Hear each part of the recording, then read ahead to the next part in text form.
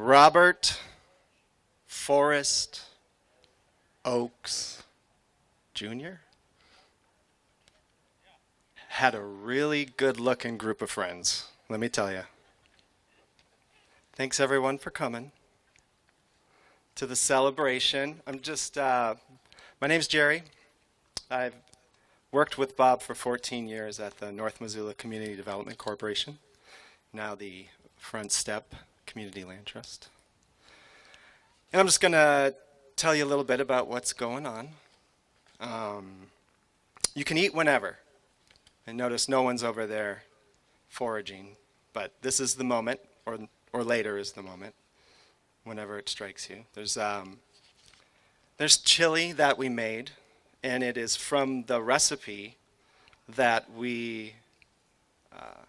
that was given to Maggie by Bob. So it's Bob's famous chili recipe, done by amateurs.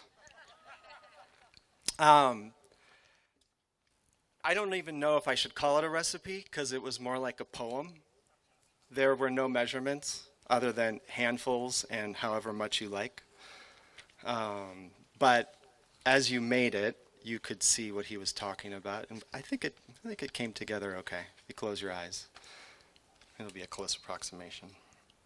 We're going to have some storytellers come up in a little bit, and there'll be 4 of them, and they're going to all talk for 15, 20 minutes, half hour, 30 minutes, 5, somewhere around there. But also, we have Mark Moss here from Tell Us Something, and he's in a cabin over on the other side of the road, and he is recording stories from folks in a more private setting.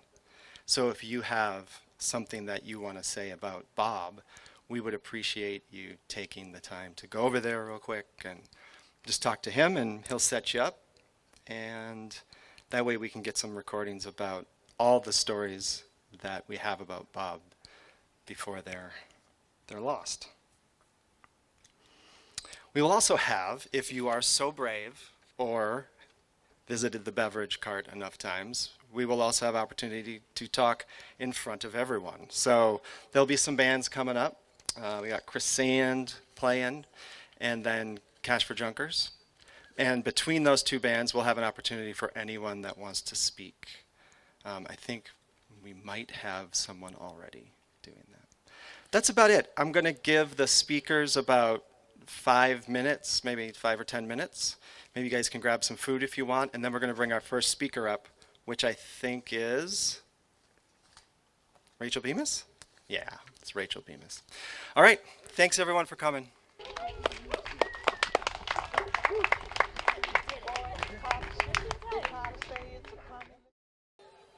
All right, let's get this rolling. Hopefully you've got some food. Our first storyteller is Rachel Bemis. Rachel Bemis was the former board president of the North Missoula Community Development Corporation, and honestly, just someone that the NMCDC really needed at the time. Sort of a whip smart, taskmaster, and just, yeah, exactly what we needed. So she's going to tell us something about Bob. Closer you get to the microphone.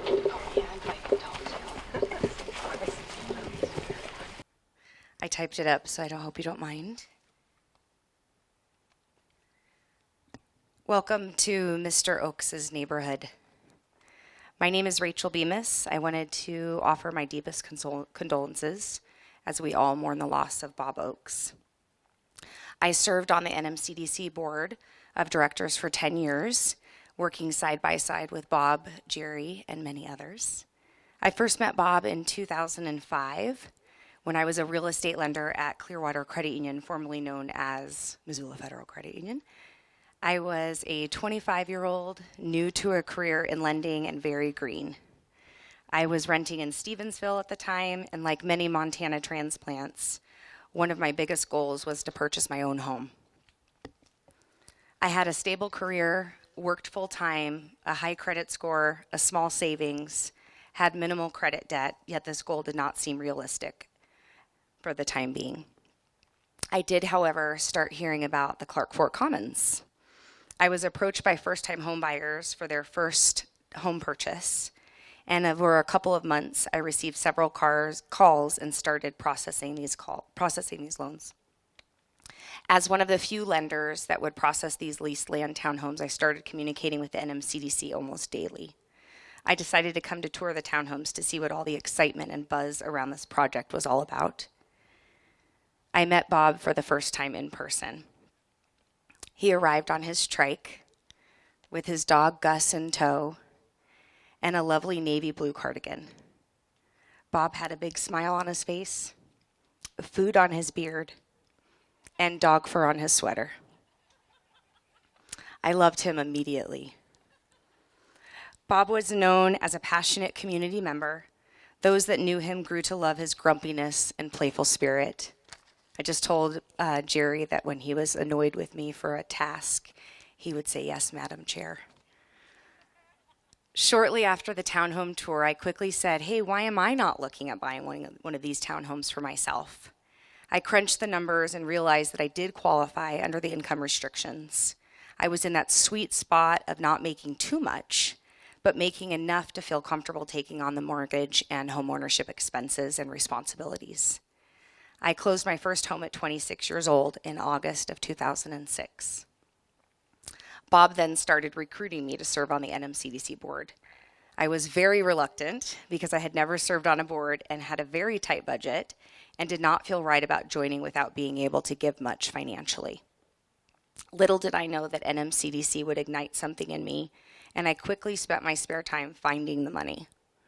Serving on a board of directors taught me so much. I knew that I had the time to give, but not the money. So my focus always was to get money through friends, family, large donors, and plan fundraising events. I worked tirelessly being an advocate for housing specifically and growing our programs. I started as a board member, then moved to secretary, then chair of the board. And over the 10 years, Bob educated me on housing, grant writing, fundraising, and board management.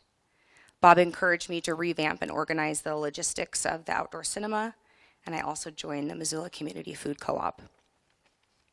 I attended many housing conferences nationally, and one afternoon I called him from Phoenix and asked, "When is our nonprofit anniversary date?" I realized our 15-year anniversary date was coming up. I said, "Bob, we're having a party and a fundraiser in 9 months." After 10 years of serving on the board, I left my lending career and returned to college to become a teacher.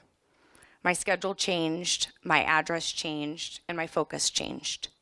I was sad to leave the board, but also felt a great need to step aside to give others the opportunity to lead and to share their talents.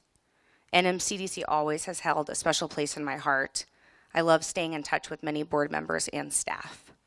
I have continued to support in various ways around the community. My mom, Roberta, who's here today, loved every chance she had to sit and talk with Bob. Many that knew Bob knew that he quickly became like family. My mom attended all the events, donated every year, and supported me along the way.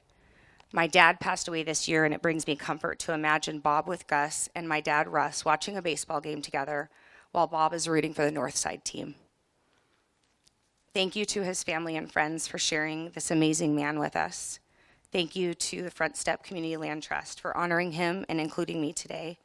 Bob taught me to work to better the community, to use my time, skills, and money to better the place we call home, and to help others reach their goals as well. Bob's legacy will live on for generations. Bob will leave a huge hole in the storytelling of Northside's history. I hope everyone that knew him will think of him when advocating for themselves and community. Think of him when you have Biga pizza, drink whiskey, see a trike, see a Boston Terrier, and see as his children and grandchildren grow. Thank you.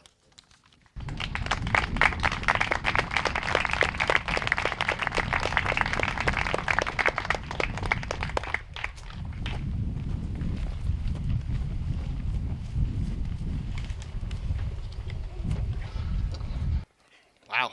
Okay. Thanks, Rachel. Coming up next, we have Mike Barton, who I've been told to introduce as Bob's second favorite brother-in-law. Come on up, buddy.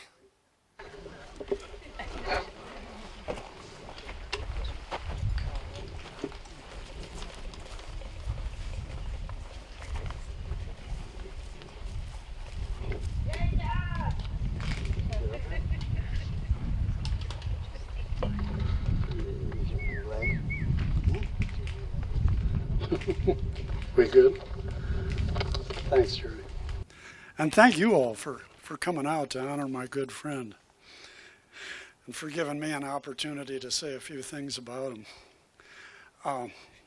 It's 60 years ago this month that Bob and I showed up on the campus at Boston College.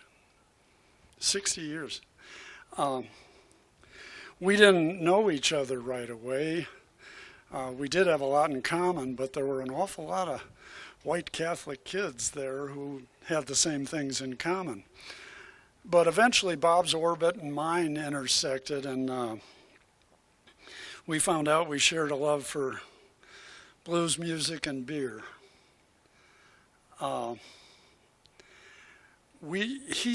He was the closest friend a guy could imagine after that. And a lot of that friendship was developed at Horty Brothers Irish Men's Bar in Brighton, a place where Bob and I were kind of dubiously known.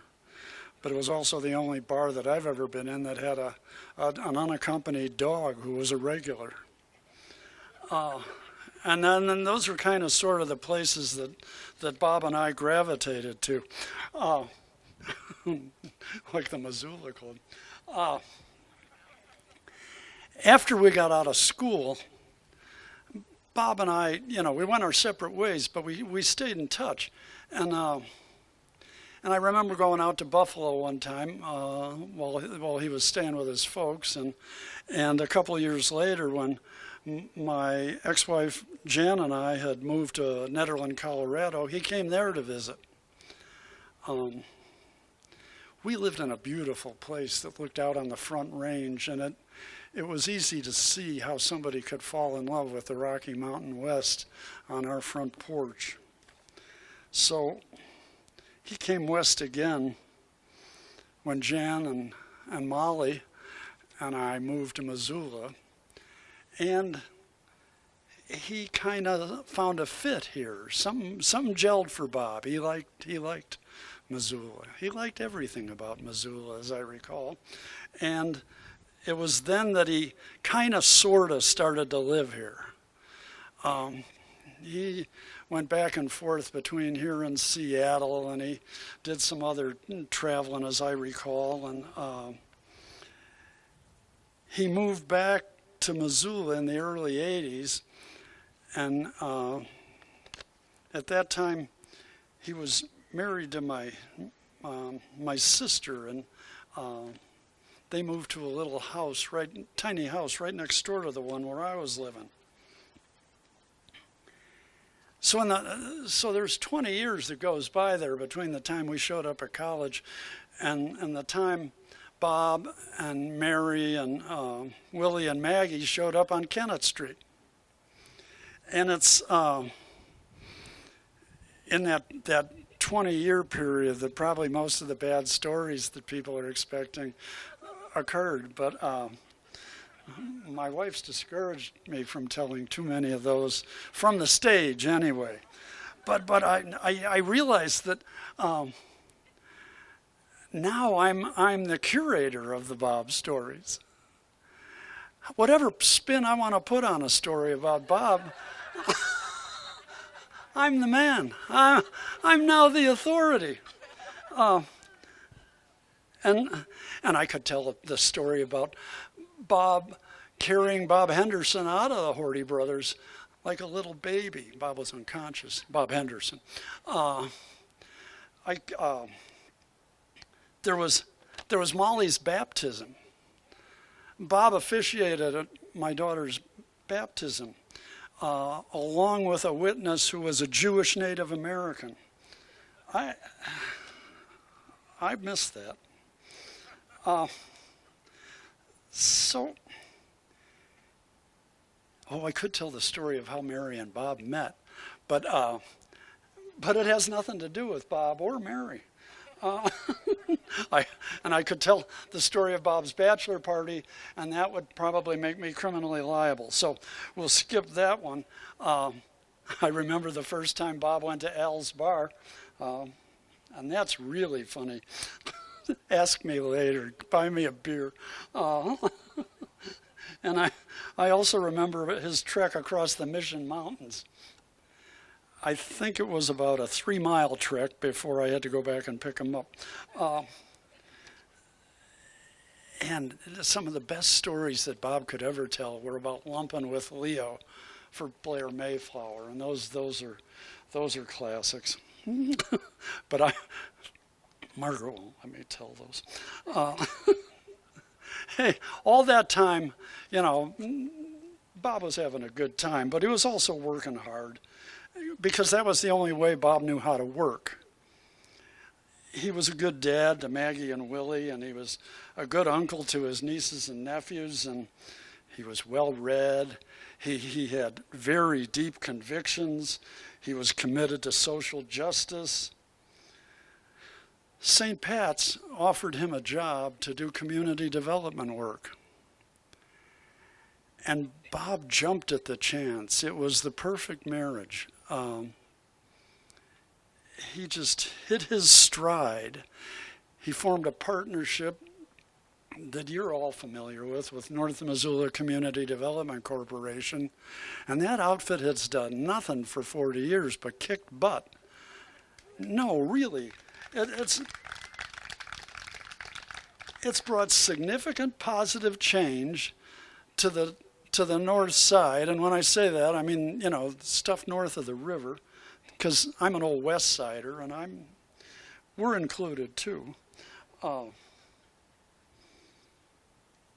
Bob's fingerprints are all over so much stuff.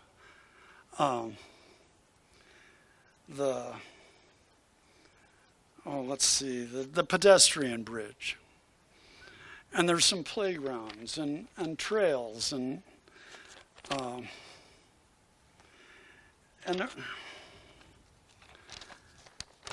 there's the Burn Street Bistro. There's this homestead, land trust housing, community gardens, the Safeway, the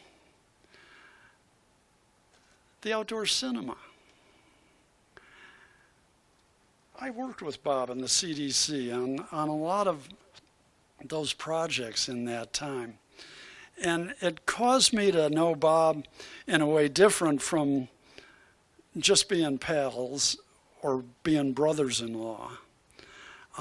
It impressed on me that he was still the guy I met at BC, but he was much more. And I think the way to characterize that is Bob was the North Side's most ardent lover. Bob and I both endured 16 years of Catholic schools, and as a result of that, neither of us could be called particularly religious, I don't think. We might even be characterized as sacrilegious. But some of that indoctrination had to have rubbed off on Bob Oakes, because I have never met a person who had greater love for his neighbor than Bob Oakes. That's what all this has been about. Bob, I'm not talking about romantic love or what's come to, the Christian love that's now all about thoughts and prayers. Bob was about action, you know that. So Bob went out and found out what sort of things did the community need. And then he got busy getting neighbors together to accomplish stuff that they couldn't achieve on their own. He was an all-star. Really, he was a hero to a lot of people. And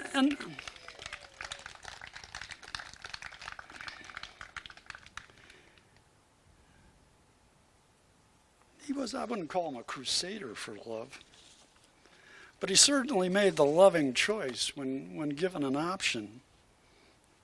And another example of that love is celebration. Bob was all about celebrations. The St. Patrick's Day parties on Phillip Street were legend. And when he moved to Kennett, the 4th of July, the pig roast. And obviously you're all familiar with Halloween and Big Bob's chili. This was important that the people that he worked with and gathered together did something other than work. They could get together. They could eat, they could drink, they could dance, they could listen to music. They could enjoy each other. And so when I'm looking back after 78 years of my own life and pretty close to that much for Bob's, I'm thinking, well, the dude had quite a legacy. Now it's time to say, so long, it's been good to know you. But I've got to say that the legacy of love and celebration it means a lot to me, and I think to all of you, and to our community. So for that, I got to say, thanks, old friend. I'll be seeing you on the other side.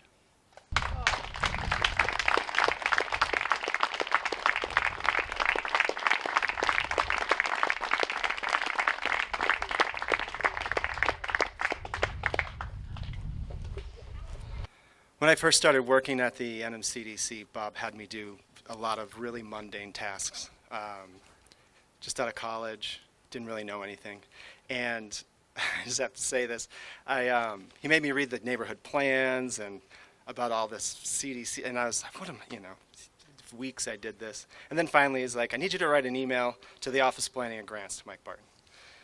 So I put together an email on this, I can't remember what it was, and I wait, and I'm like, okay, cool. I finally get the email back. It was corrected. It wasn't answered. It was sent back to me corrected. And let me tell you, there were a lot of corrections that were needed. I didn't it was email. You don't capitalize things or use paragraphs or punctuation. You get things like yo instead of you. So that's what I remember about Mike. And then after that, Bob walked in and he had a giant thesaurus and a dictionary, and he held it up on my desk and he dropped it and he said, "You're going to need this." So thanks for that. Up next is Dawn Conklin here. Yes. I don't know that I've officially met Dawn Conklin, but she is the director of Trust Montana, which is a statewide community land trust that Bob Oakes was instrumental in getting started. So, Dawn Conklin.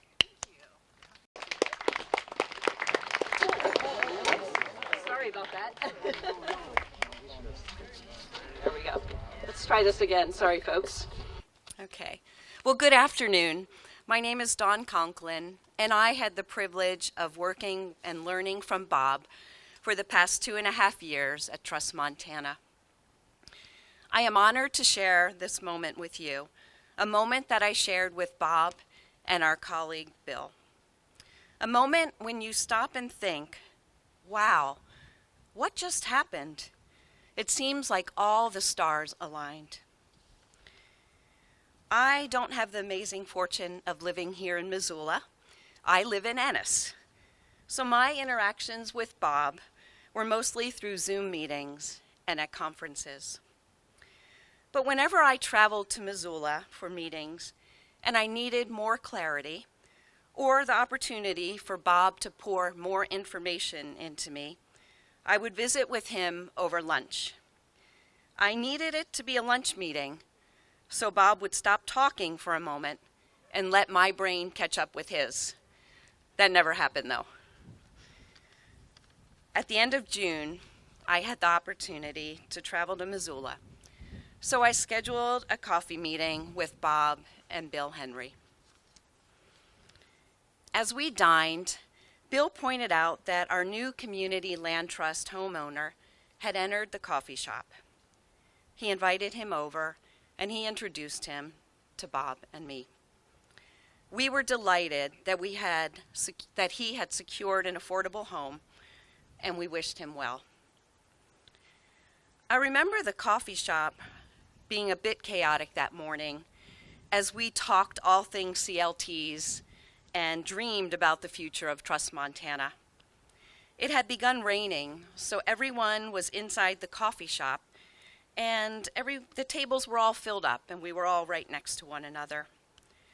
The coffee roaster was loud, and so we had to speak at a level to be heard over that noise. As our meeting was coming to a close, the woman at the table next to us apologized for overhearing our conversation. She wanted to extend her thanks to Bob.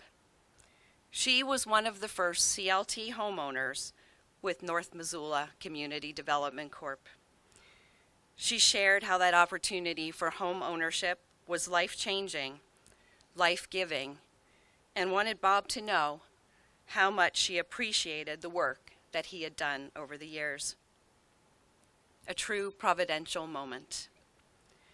Bob reflected on this incredible opportunity that we would meet two community land trust owners in one place in one day. He and CLTs had come a long way, and he humbly acknowledged that. The next day, Bob gave 2 hours of his day to man our booth at the Missoula Marathon. He arrived on his motorized scooter that provided a source of mobility for him. I remember a kind of out-of-body experience watching him truck around on that scooter. A reminder that Bob was relevant, he was known, and he was seen in this city that he loved. Of course, hilarity then broke out as we had to pick up our exhibit to make room for him to maneuver to get that scooter in and parked behind the table.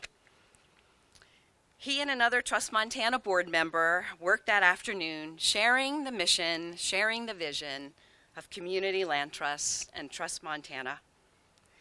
It certainly touches our hearts to know that Bob was giving and serving up until the end. What a joy it has been to have Bob as part of our community. Today, he is greatly missed. His legacy will live on in our communities that he organized in, advocated, and fought the good fight for, in the precious lives that he impacted, in the relationships of families, friends, colleagues, elected officials, local businesses, and our community land trust homeowners. I now know that on those 2 summer days in June, that I was truly walking on sacred ground. Thank you.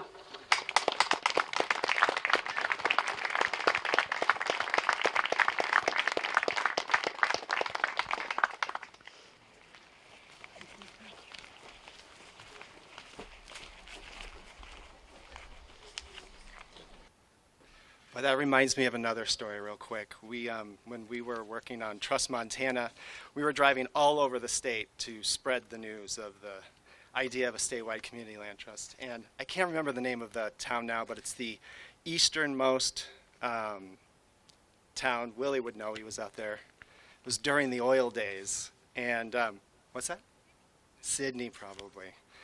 They were like, oh, we've got problems with all the oil workers coming, they don't have places to live, and they're pushing out people. Can you come and talk about the community land trust? I was like, sure, we can do that.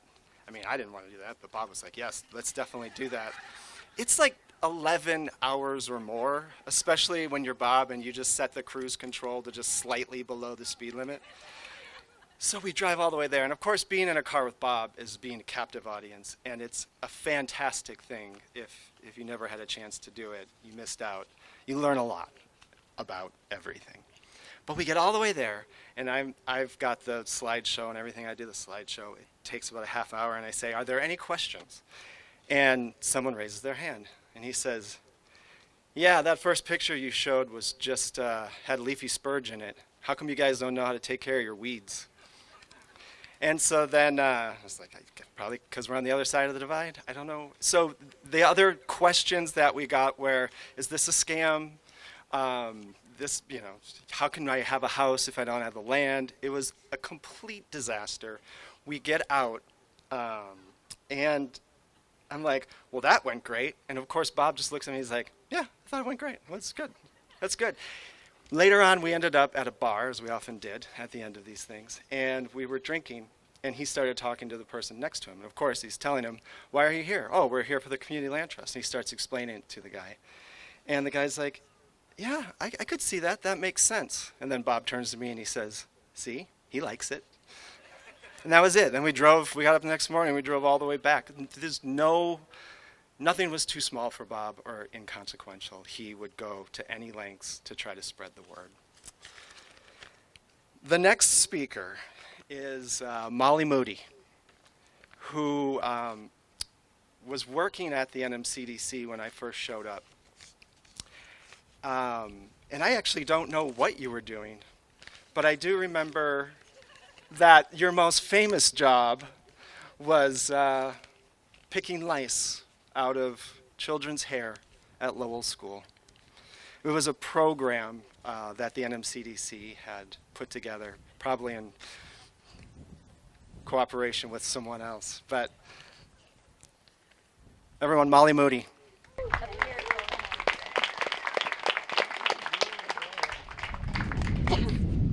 Oh boy, I forgot to do a mic check here. Hello, how are you all? Can you hear me okay? Okay, sorry, I didn't do a mic check, and I usually need to do that. But it's good to see a lot of you I haven't seen in a very long time, but it's good to be back here on the Moon-Randolf Homestead. But I do have a few other comments I want to read from a few dear friends of Bob and ours from the DeSilvies. Caitlin DeSilvie was a real dear friend of both Bob and mine and many of you here. And she was kind of the mastermind behind kind of saving this place as well, but she wasn't able to be here today, but I wanted to read a few words from Caitlin, and then I'll go into more comments. But thank you all right now to his family and friends for being here today, and I'm honored to say a few words and tell a few good stories about Bob. So here are some comments from Caitlin. And I do have a very sweet picture of her son, Leif Robert, who is Bob's godson, who carries Bob's namesake as Robert, Leif Robert. So she sent me a picture of Leif in their home in Cornwall, England. Here's my contribution to the remembering. Our morning in Cornwall, England just now, Bob is everywhere. In the photo of the wonky Waterworks Hill fence and peace sign that he gave me when we started working together to save the homestead. In the oak table that he and Walter made for me in his garage. It's a beautiful oak table he made for Caitlin. When I left Mud, she had helped start Mud, with the chairs that he salvaged from St. Pat's Hospital gathered around it. In the small boy reading The Way Things Work over breakfast, his godson and namesake Leif Robert. All these years and thousands of miles from home, Bob is here, making our world like he made so many good worlds. So I wanted to read you all a poem from Richard Hugo. You all might know the famous Northwest poet. So Caitlin and Bob read this together. Bob got his early start. You know, Mike Barton had some very good anecdotes about his early days in Missoula, but one of them was because the rail link put up a fence, and they fenced off the Northside neighborhood. And so that really spurred Bob's activism. So when they fought really hard to bring the Northside overpass in, they did a big ribbon cutting, and Bob and Caitlin read this poem. Some of you might remember this very well. And the poem is by Richard Hugo. It's called Ode to the Trio Fruit Company of Missoula, for Sarah Wilcox. See how the red name faded hard to sorry on the yellow sign and how the spur along. The loading platform's empty as a hand. Most of all, listen to the silence, the nothing. That's behind those bolted doors, humming like a note too old to hear. When Italians move away, the air hangs, silent as a pear. Knock once, then crack the frozen bolts with anger. When plums dried in his dream, the office manager brought all his energy to work. Inside, we found the ledgers curled from sweat. The sickening odors of some former fruit order us to cross the days off on the calendar and wait. 2 life-term prisoners. The track stood barren just 2 days, and crows flew north. To Big Fork where the cherries flare, and here, and if here, we must face the falling prophet. The new way apples are preserved, the failure of the railroad.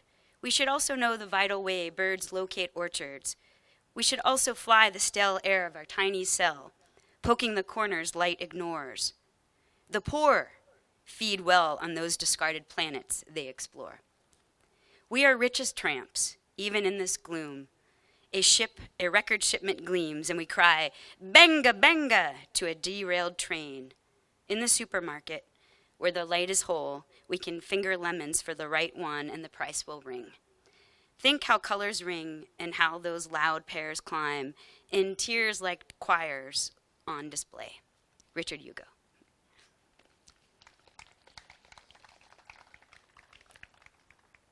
Bear with me, I have a few other comments until I get to my own. But Sarah DeSilvi, who many of you also know, is Caitlin's younger sister, who is now in Vermont as a nurse practitioner. She had a few things to say, and she actually also lived here at the homestead and had a child here and used to give the tours around, and she was very, very pregnant, so you'll remember her in the book. But these are a few comments from Sarah DeSilvi. Bob, if not too late. This will probably be said at a lot of his memorial, but it's hard to know what to say about Bob. That is enough to encapsulate the immensity of this kind man. But in the garden, I was thinking about legacy and thinking of looking back on a life and thinking about what we work for, not in the I work for boss way, but in the purpose way. And Bob rose every day working for us, for the neighborhood, for the Northside, wondering how to help the neighborhood better, and that's a lot.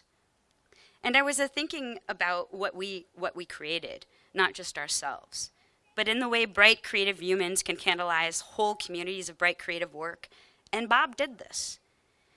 Need a playground, a train overpass, a playground, a homestead, a newsletter, housing, Pacific Coast Cedar, chest diaper changing station for a tip? Yes. Do you need help creating places to gather, to heal, to teach, and connect? Yes. For all of those. That must have been Bob messing up my papers. Thanks, Bob. Excuse me for that. A tip, yes. Need help gathering places? Need help creating places to gather, heal, teach, and connect? Yes. For all of us who had the luck to be in his sphere of influence, there was no limit, and that's a lot. And he created so many human trajectories to inspiring young leaders to lead deeper, wiser, more creatively, and more carefully. He certainly did that for me and my sister, and that's a lot too. So just thank you, Bob. I love you. And she said thank you to Molly too. Thank you. So those were the comments from the DeSilvias. Now I'm going to do my quick comments. Sorry, bands. Going to use your handy equipment for my comments here. So, I got a little messed up. Go back here. Okay, here we go. Thank you for your patience. He was a very, very special man. I'm going to miss him. All right. So go back to there we go. Just got a little messed up here.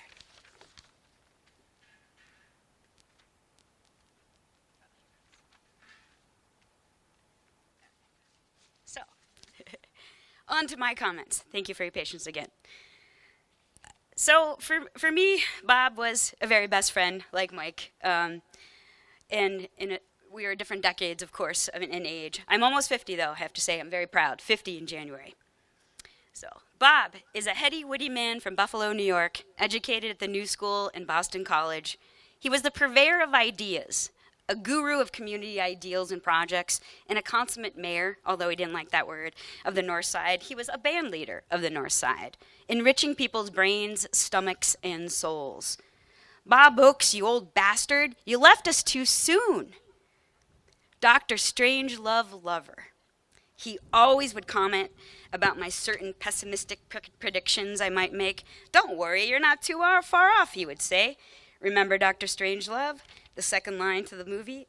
You're going to have to answer to the Coca-Cola Company someday.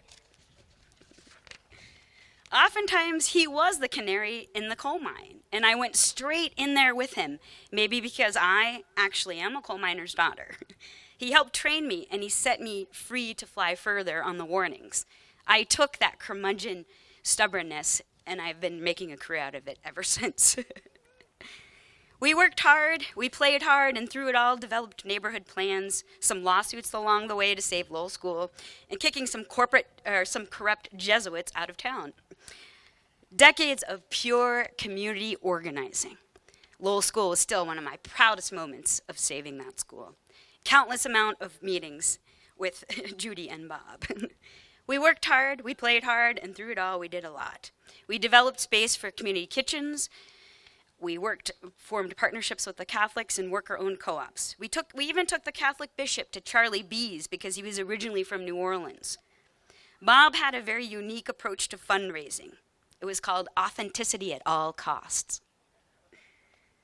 The vision of a settlement house as the gateway into Missoula with a free gym, community land trusts and thriving small businesses, shared public green space, and neighborhood trails and bike paths. And as I said before, organizing to keep Lowell School open in the early aughts is one of the proudest organizing victories because of its impact on generations to come. Bob dreamed and worked toward a better tomorrow, every day. His work was his life. He demonstrated that for me. He enjoyed building neighborhood power and allowing people to thrive to their fullest potential. Bob could wax poetic with his grant writing like no other, about the possibilities of neighborhood that truly took care of the needs affordably and enjoyably. We actually had fun. I don't think I've had that much fun since. He believed in housing, food, transit, green space, beverages, and art. He loved to indulge my creative side by buying me art books, mounted dried insects, and taxidermied bird hides. He loved art history and avant-garde literature. We talked of the Wobblies, how the poem Howl by Allen Ginsberg changed our lives, Stanley Kubrick, Diane Arbus, Putney Swoop, and Marxist political theory and the failures of the left. Reflections from irreplaceable office days are reminiscent of Brown Bear, Stedman, and Ernest Thompson at times. We loved torturing Jerry with jokes, strange situations, long lunches, absurdly long meetings, drinks, always drinks, after every meeting, sometimes including lunch, outdoor cinema, takedown, and more. Bob was one of the best conversationalists and the best gift giver, a loyal friend, confidant, and forever professional fan. I'll bet a bit confused by my punk rock, avant-garde personal life and optimal reference. Not sure what I would do without my number one fan, curmudgeon cheerleader, but I will carry on as he would want me to do. Community accomplishments are endless, as you all can read in many sources and hear about his lasting impact on so many lives in his immediate sphere and the energy which he penetrated out to other galaxies of good. Working for him in that time span was amazing. I think I've skipped a page. I did skip a page. I'm going to skip back for a second. That was amazing. One of his favorite movies, and a movie all wanted staff in the early 2000s to watch, was Jonah, who will be 20 in the year 2000, as Katie Keller had mentioned before. An acceptance that we were indeed maybe inside the whale, that there was no escaping the increasing horrors of modern day life, and his keen awareness that Buck Mr. Fuller was right. What can I say? He was a strange old beatnik hippie from Buffalo, a father archetype for me in my fledgling 20s and 30s. As a young pseudo beatnik hippie punk myself, I wanted to change the world, and with that drive, learned to start at the community level with Bob's surprising guidance. Bob guided me in his own particular style. He often attracted people around him who couldn't easily be fooled or styled themselves. He was a leader. He truly led and walked the path of effective community development and what it meant to be part of a community. I mean, a neighborhood, a caring community. He hired me because I was one of the last applicants to be placed in an AmeriCorps site that David McAsite was managing at the time. And so they took a chance on me, and we were educating kids on head lice and the non-toxic remedies that they could employ. And hell, I wanted to be an old town doctor at that time and do house visits, so it was perfect for me. We hit it off famously. He challenged me with tasks, and as always, I rose to the occasion, although maybe a bit too enthusiastically to his surprise. I jumped in there with him, like I said. In a sense, he did create a type of current, a wave, and the many ripples to unify the neighborhood around the issues that affected him directly and that would affect him for decades to come: transportation, housing, green spaces, gardens, and public schools. Bob sounded alarm bells on the growth and rising property taxes in Missoula that we would face decades to come 25 years ago, and the importance of supporting and maintaining neighborhood schools for the health of the community. As I said, we like to torture our bandmates, but we went through a extreme time where we did a lot with a little. A staff of 3 raised over $1 million to set up a project, and it was an intense endeavor. Not surprising at all. So I'll get back to where I was. The community accomplished our endless, as you can see. And Bob would say, "You get by with help from many friends." Not surprising, my last message to him in June was to give testimony on a city resolution opposing cuts to Medicaid to send a message to our federal delegation on its impacts. He called me back and left a message, said that he would oblige. Civic engagement was one of his favorite pastimes. He knew it mattered. Bob abided. Here's to riding the waves of stardust, dear old friend. We love you, Bob. You are with us. Cheers to you.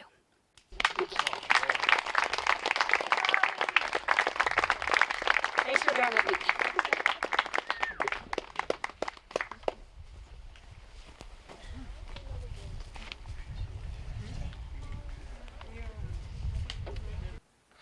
Oh, I miss Molly Moody. That's it for speakers right now. I think what we're going to do is we're going to get Chris Sand and his band up here in a couple of minutes, and they're going to let loose. Feel free to go get food, tell your own stories, and also remember we are recording stories with Mark Moss in the cabin across the street. I know you're thinking, I don't have anything good, but we just do it. Just go in there and speak your piece about Bob. Thanks so much, everyone, for coming. Let's have some fun. Hey, Jerry. Good job.